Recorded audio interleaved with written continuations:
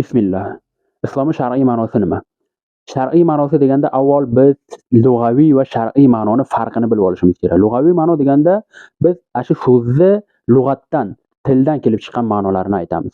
Shar'iy deganda Alloh taoloning nazdida qanday ma'noga ega ekanligini bilamiz. Buni bizga payg'ambarimiz sollallohu alayhi vasallam yaxshilab tushuntirib o'tib ketganlar.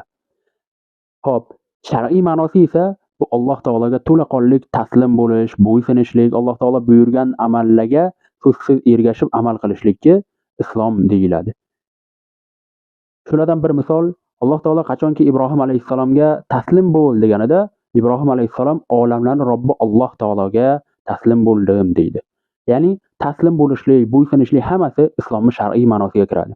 Yana ham to'liqroq tushunishimiz uchun Shayx Muhammad Sodiq Muhammad Yusuf hazratlarining Iymon kitobidagi islomning shar'iy ma'nosi nima degan mavzuni o'qib, to'liq dalillari bilan o'qib tushunishimiz mumkin.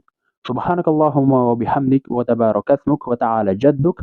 Assalomu alaykum va rahmatullohi va barakatuh.